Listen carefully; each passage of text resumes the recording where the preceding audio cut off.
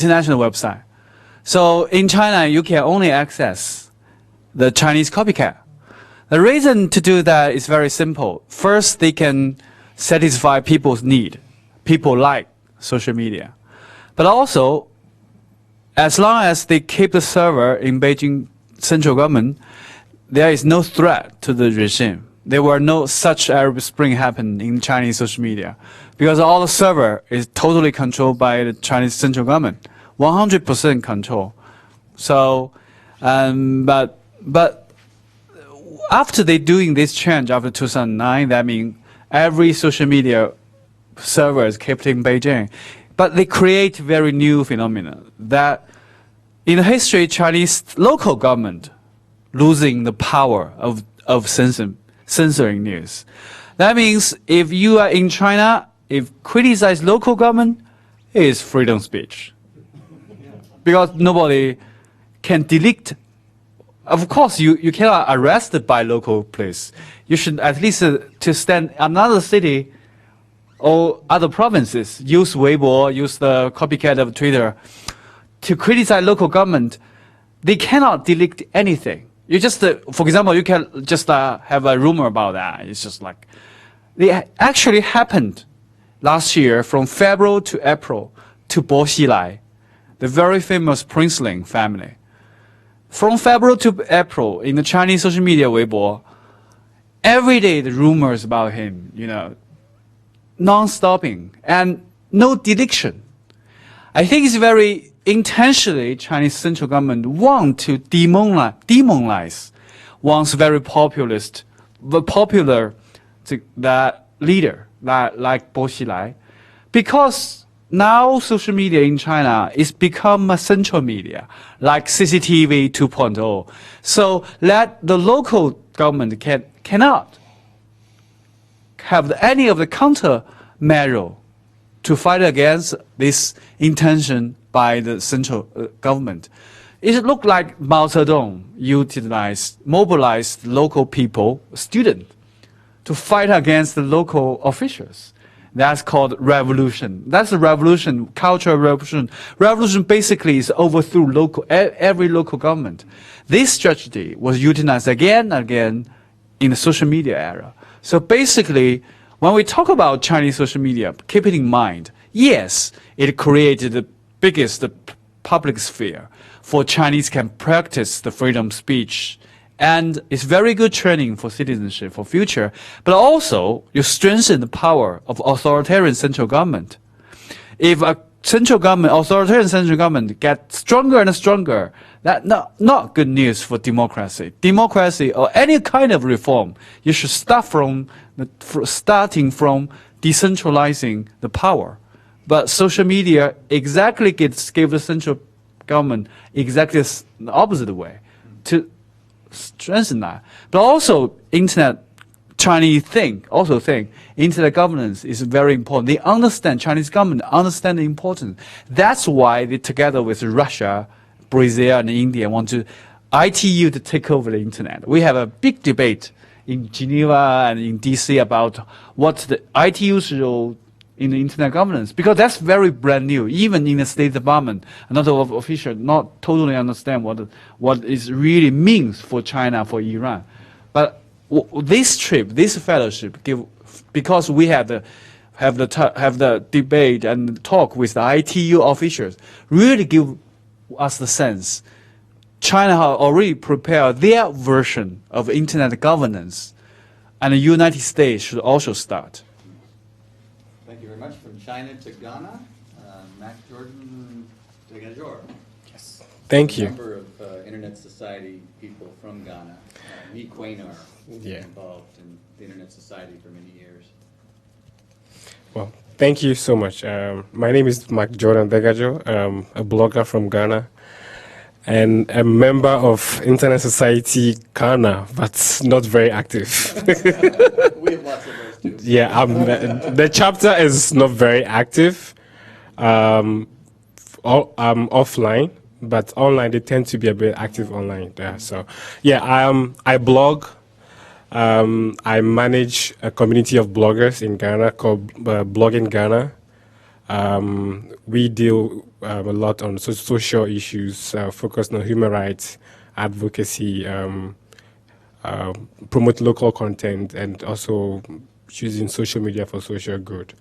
We try to organize forums that engages the youth in using technology. So what we had recently called the tech estate, we had something similar in Ghana called Bacamp, which actually engaged the youth to break the myth of using technology that have been like a myth surrounding technology used in Africa for a while.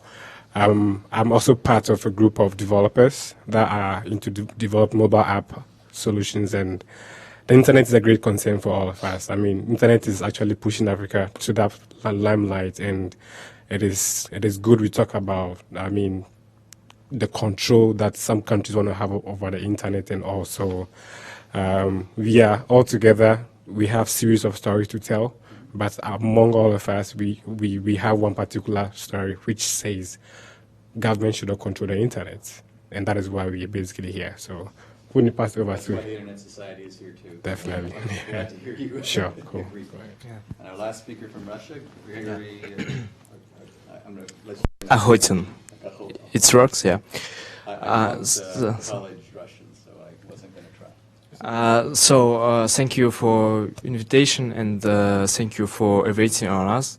For in fact, it was the first day which during this trip, during this program, which looks like every day in my country, in Moscow, because we are waiting not only because of traffic jams, but also because of 4 hours in Department of States.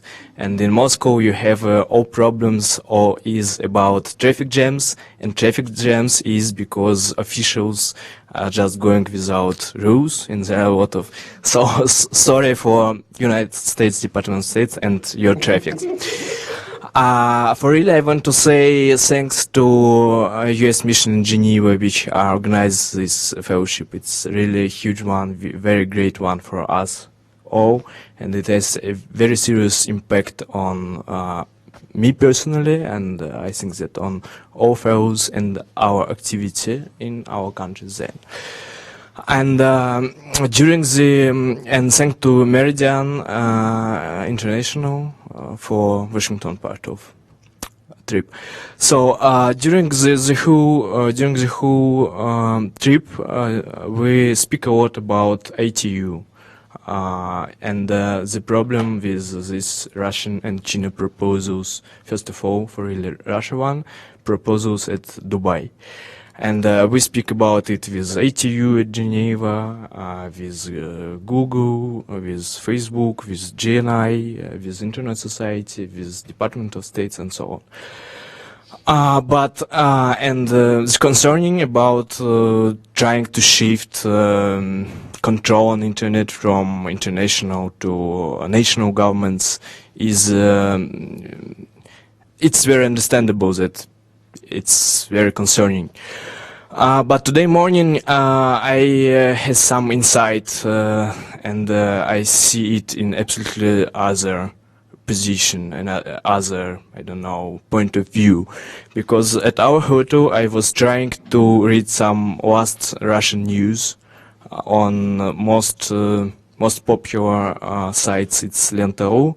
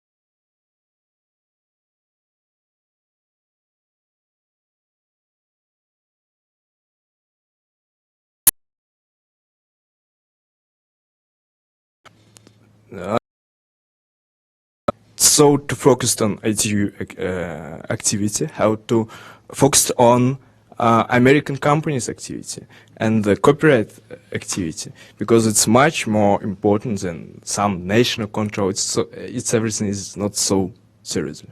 Thanks. And I'm sorry. In really, I'm a journalist and I'm working on my NGO, which I found a year ago, is working on political arrests in Russia.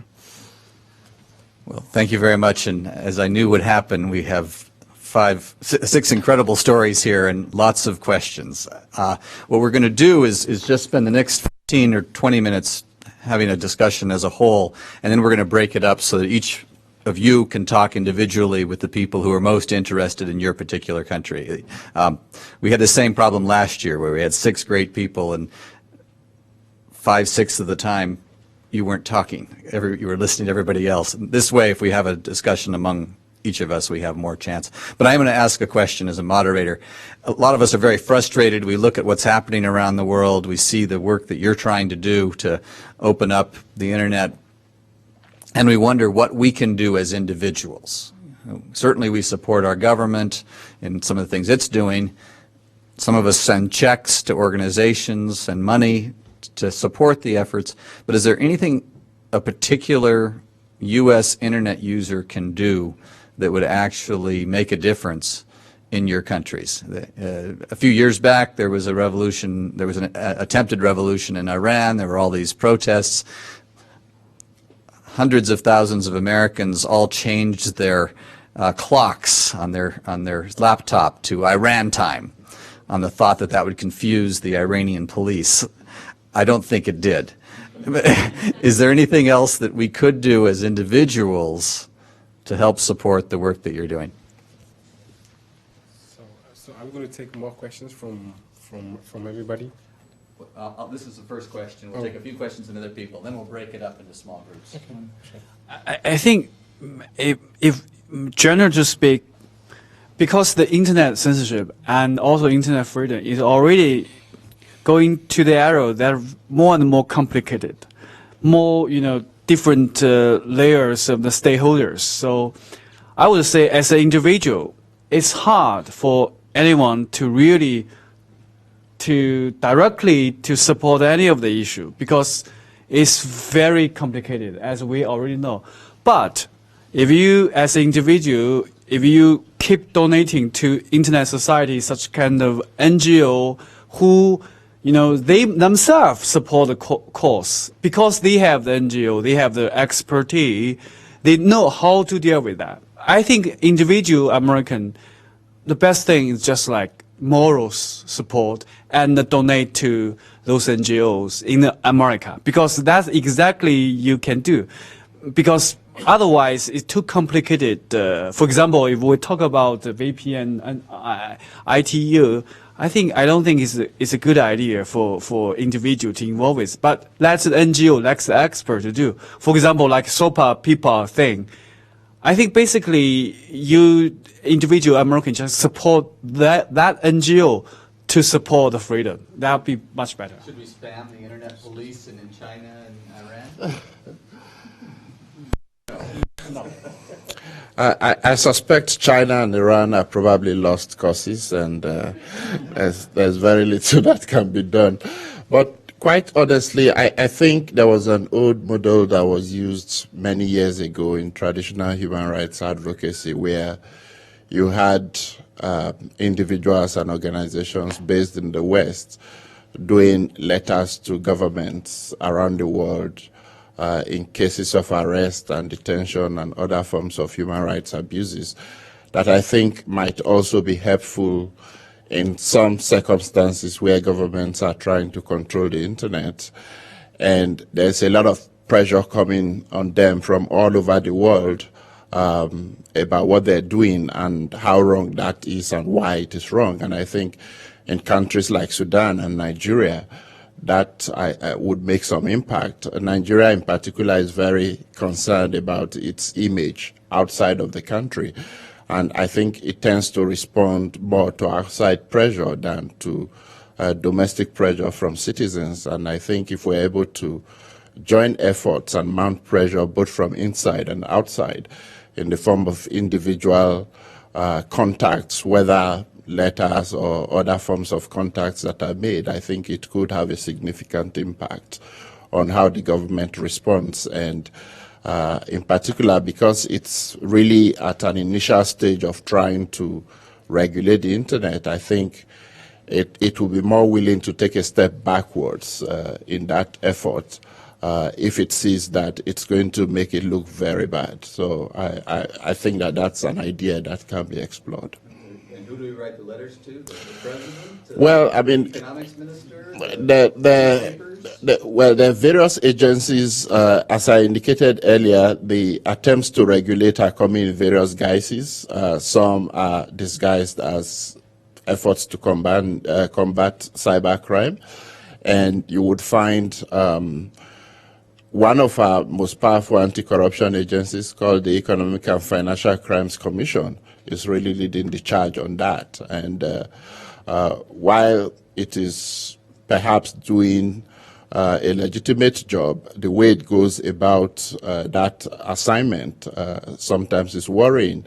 But also you have various agencies that are developing draft regulations or legislation to address various issues around social internet and so on. So in specific circumstances, in specific issues, I think that could be more targeted, and that's where I think the collaboration between local organizations and citizens would be effective in doing a better targeting of government officials and government institutions or agencies. But yes, writing to the president cannot go wrong. He would always then instruct the proper agency. There's also the legislature, which is the National Assembly, which ultimately would deal with many of these draft bills. We have a Ministry of Communications, which really oversees the telecommunications sector, and we have a Ministry of Information as well. So all of these different institutions play different roles and can be targeted in such a campaign. Other ideas? I have a quick answer, and it actually has a question at the end of it as well. Firstly, I don't agree with the statement that Iran is a lost cause, and I think that that as the situation gets more dire, it really impresses upon us a more urgent need to act. I'm not sure necessarily what we can do as individuals, but I think that the more individuals that gather together may come to some conclusion about a resolute idea that may have some impact. What we're seeing at the moment, and I'm sure you're well aware, is that over the past few days, there have been even further restrictions placed on Iranian users, and there's reports that they're no longer able to use VPN and anti-censorship technologies. This is in the lead up to the 2013 presidential elections, so we see these things happening in political cycles. And this is the crucial time for these voices to be able to be heard. One of my questions was about the way that Internet Society is formulated in terms of chapters, and I'm under the impression that there is not an Iran chapter. And I wonder if there's plans for that in the future, and how me as an individual could lobby for such a thing, because that would be 25 people committed to make it happen. Okay. All right. We could consider a chapter in exile. Okay. We've never done that, but there's in Los Angeles alone. Mm-hmm. Well, we have a very strong diaspora community in London as well, working on these kinds of issues, and we have strong ties to a local community inside Iran. I think in terms of the risk factor of local agents working on the ground and congregating in public, it would be far more effective for those groups in diaspora and exile to have this Internet Society that can engage. It would be a great discussion to have.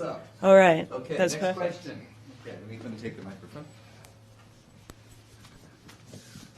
Okay, quick questions and quick answers so we can hear from everyone.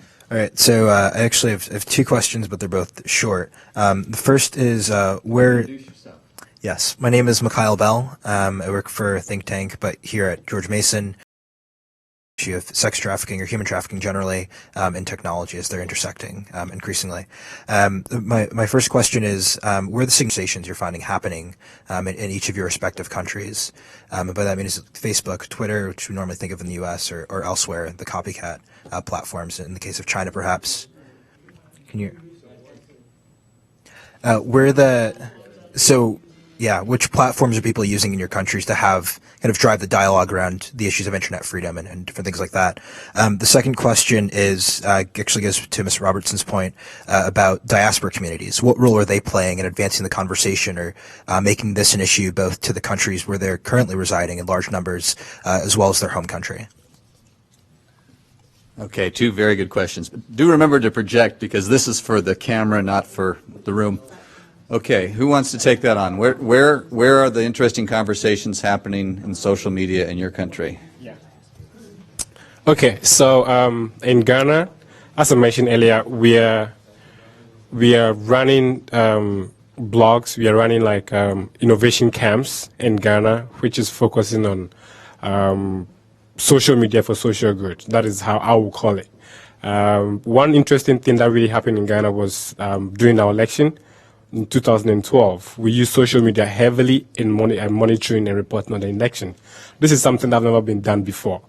For the first time in the history of Ghana, the Electoral Commission actually acknowledged that bloggers have a role to play in reporting on the election because they realized we have the power in our hands. We have technology in our hands that was transforming news in Ghana.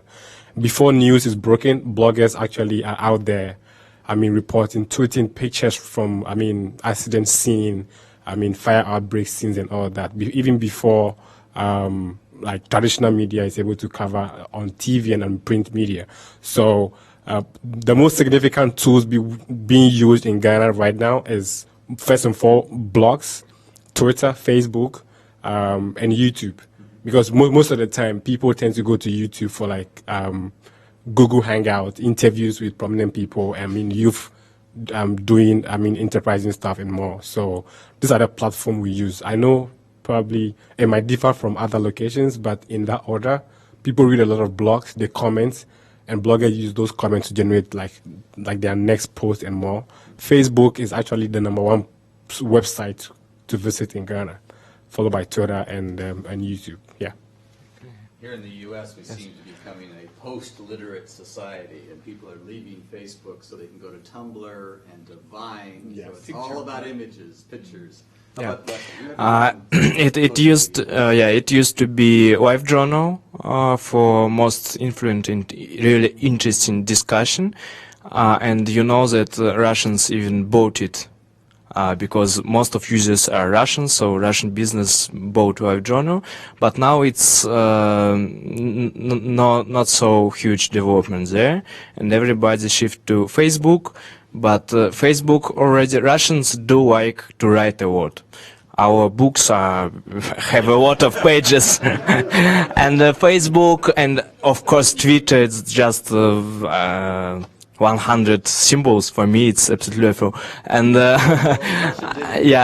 Facebook also is not for discussion. It's just for post some photos, protest photos, and so on. There is not so much discussions. So for me, the most important place to have discussions is for now Google Chat, because it's out of records and it's between us. But one other website that is very common among youth of Europe is VK. It's actually between a student from Belarusia. VK.com. It's a Russian. It's a miniature of Facebook, but it's the same as Facebook. But they just tweaked. It's a copycat of Facebook, but they just tweak it to actually suit their. And it has a lot of Eastern Europe students. I was one of the students in that side. So, yeah. Anybody? Yes, to understand the Chinese public sphere, it's first that when you talk about 140 character Twitter limitation, but in Chinese character they just cheating, right? So Basically, the Chinese have the 3.6 times of the information volume than the English tweets, maybe 4 times than the German tweets. So basically, when the social media come, already the Twitter copycat, that become the platform because they don't need blogging. I just need one tweet can write a whole story. Why I need to write 1,000 words to write? So really destroy the blogging, because people microblogging, Weiboing, but I want to know that I just also give the numbers that we have the Weibo, we have 300 million users. But also we have who use the really Twitter, including me only. I think it's 300,000 because 1,000 people. But why we still think the Twitter community even is less than 1,000th, but still matter because the censorship matters in the Weibo. So in Weibo, you can talk about local issues. For example, criticize local government. Yes, you can talk about social policy, but you cannot talk about real politics. Because all real serious politics always is about democracy, all about central level. It is seriously censored. For example, you cannot really talk about president. You even can't search New York Times, because New York Times have a scandal report about Premier Wen Jiabao. But so Twitter play a very important role about political debate and dissident news. For example, if Chinese want to negotiate with the Tibetan people, the best place is on the Twitter. Twitter is the way people really debate in the political way. So even I think the whole country is less than 300,000. But still 300,000 people really talk without censor themselves. They can touch the real issue like Dalai Lama. Michael, can you answer part of the second question, the question about overseas Chinese communicating with people back home? Is there a conversation on Twitter between the people of Los Angeles? Overseas Chinese is only depend on what kind of Chinese you want to be, right? Most of the Chinese still you go to the Weibo because that's the most place they can engage with their fellow Chinese.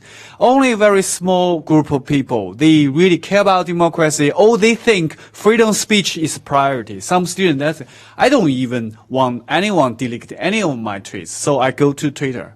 So, but most of them go to Weibo. But the content from the overseas Chinese is being censored as well, I assume? Yeah, because not only censorship, but also self-censorship matters. Self-censorship is the mindset. Even you go abroad for 10 years, you still have the same mind. But get brainwashed because you was brainwashed in Chinese education system. Okay. Any other comments on the overseas communities and Russia, maybe? Yeah. Nigeria? There are a lot of Nigerians here in Arlington. Yeah, not anywhere close to the Chinese, but yes, a lot. In terms of the first question, just by the numbers, Facebook is by far the most popular site, followed by Twitter. YouTube is quite popular, but because of connectivity problems, the bandwidth, a lot of people are unable to really use it effectively. Now, most of the conversations that take place on these social media platforms, for somebody like me, I would just call them frivolities. In the main, that's what you see. And although we have a deliberate effort to try and get a lot of people using them for social causes, social development agenda, that it's picking up very slowly. The diaspora community, in terms of engaging with locals, mainly are using listservs and e-groups that are being created because a lot of the communication on that level is very highly political. The diaspora community is very engaged on political issues back home, on development issues, and therefore the conversation there is of a higher level. But only intellectuals and activists are really engaged in those sort of exchanges with the diaspora community. It's not a conversation you see taking place with your average Nigerian citizen who is discussing what I called frivolities much more frequently. What's the situation in Sudan? You have a lower internet penetration than a lot of these other countries. Yeah, it's actually internet penetration in Sudan is about 10%, more or less. But it's actually there an interesting fact that its connectivity is relatively high. We have a centralization problem in Sudan. The center is better developed than the peripherals, so that makes actually the people. I think this is a common problem among several African countries. So many people, and especially mobile communications now, is almost anyone has a mobile phone who has internet connection and broadband actually connections that is relatively fast, and they're able actually to communicate or use the internet. That created an interesting reality that many people are actually online. The most popular platform is of course Facebook, then comes Twitter, and there is a community of bloggers right now who are actually they use traditional blogging platform. They actually WordPress or Blogger, which is Google service. Most of them are managed hosting. There is no actually more than that, but actually trying to form a community that is really impacting and lead their audiences online. As for the diaspora, they are also very active because of actually most of them living outside and have relatively better connectivity and internet connections, and they are highly connected to Sudan. There is one popular website called SudaneseOnline.com. It's partly mainly a discussion forum. It started actually very early as 1999 by actually I think its owner. He's based here in the U.S. and it's still operating, and it's quite popular and deals with many issues, mainly political and social, about change, Sudan problems and issues in general. There are other actually activities like participating in funding, and there are also a lot of bloggers in diaspora who write in English rather than in Arabic to engage with a more international audience about the issues that Sudan the problem that Sudan face. Yeah. Try to get one more question in here. Yeah. Okay. We're gonna. Next question. Okay. This will be our last question, and then we'll have a chance for individual conversations. My name is Andrew Guth. I'm a PhD student here, specialized in corruption. I also work at the Terrorism, Transnational Crime and Corruption Center.